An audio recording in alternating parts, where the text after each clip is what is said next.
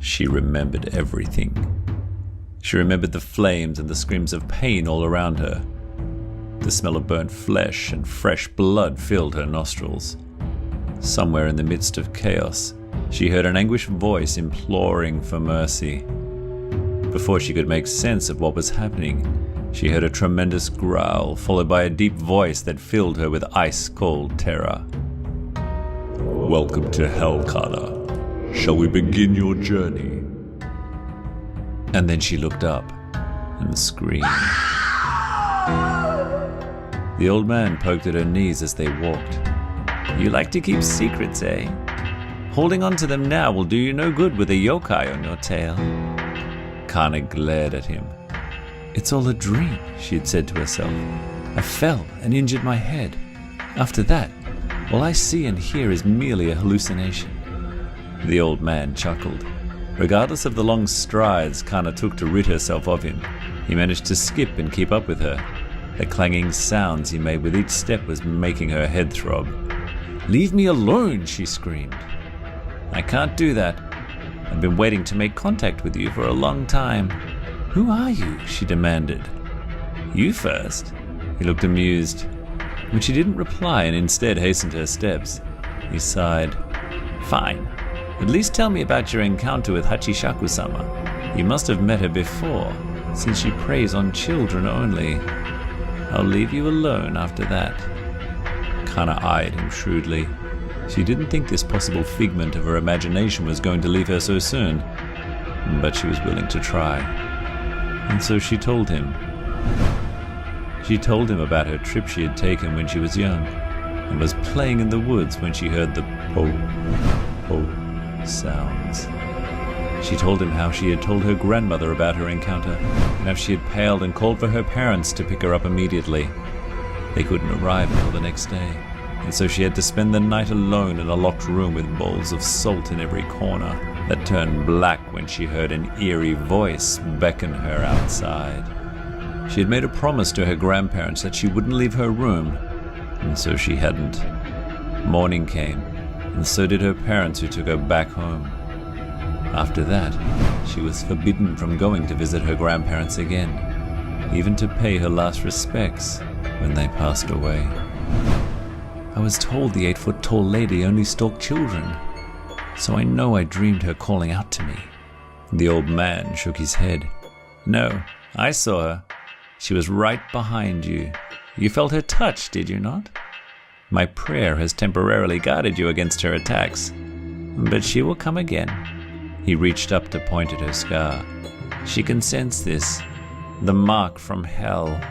Now that you were dragged out from it because of my spell, the gatekeepers will send their lackeys, the yokai of this realm, after you, and try to bring you back." Kana said nothing. She forged ahead, unsure where she was going. Should she even go home? Her father would be furious and may try to kill her again. But her mother, she must be worried sick. "You've met the gatekeepers, I assume?" Kana stopped suddenly and felt sick to her stomach as the memories had rushed in. She had heard stories of Gozu and Mezu and how anyone who uttered their true origin tale did not survive. And she had heard that they indeed guarded the gates of hell.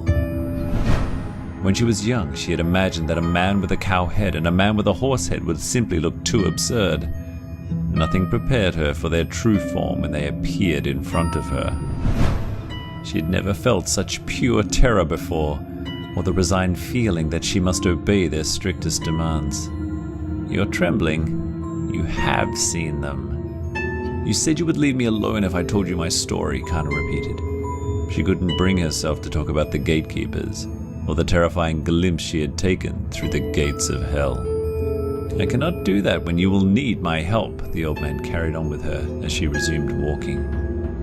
"I assure you, I do not." But that was when she heard the deep masculine voice again. "Po, po, po." The voice was getting nearer. Kana stopped and felt the air get cold again. And then right next to her ear she heard, "Po." Kana turned her head slowly and saw the grotesque pale face of a woman in a white hat. She grinned, revealing a mouth full of needles. Kana screamed. Hiroto thrust open the front door and almost stumbled inside. Azumi woke up with a start. "It is you. What's the matter?" She was sleeping on a stool by the door waiting for her daughter to arrive, and when she hadn't, she had sent word through one of her husband's friends to inform Hiroto of their daughter's absence. "Have you found Kana?" Hiroto closed the door behind him and locked it. Then he advanced towards her. Azumi repeated her question, and then her eyes fell on his hand clasping a dagger. "Whose blood is that?" Hiroto stood before her. "She has brought shame to the family, so I killed her." "No," Azumi whimpered. "It can't be true." Hiroto scowled. "She was with another girl. I killed her too." "Hiroto, please, tell me this isn't true." "But it is. And now it seems you have some secrets of your own, don't you?" Azumi took a step backwards, and her eyes darted around the room to look for something to defend herself from her husband, whose eyes were filled with madness. "Everyone in town is talking about your affairs." Azumi choked on her breath. "It was a mistake. It was just this one time, and—" "So it is true. Who? Give me his name." Azumi quivered. "It was a long time ago. He never wanted to see me again." "Give me his name," he bellowed. Azumi gasped. "Emperor Akihito." Hiroto was stunned for a moment, and then he burst out laughing. He couldn't believe the Emperor would want anything to do with a commoner like Azumi. She may be beautiful, but surely an Emperor wouldn't have an affair with her. Azumi didn't seem to notice that he didn't believe her. She went on to tell him about the time he had traveled to another city to look for work. Since he hadn't left her enough money for food, she had begged for a job at the palace as a cleaning woman. One night, she had been tirelessly sweeping the weapon room. When the Emperor had returned from battle and entered the room, she had stepped back immediately, keeping her head bowed. The Emperor laid down his sword and then came to stand before her. The next thing she knew was that he had thrown her over his shoulder and taken her to his room. That night, Kana had been conceived. It was hardly an affair. He was tired and he wanted a woman.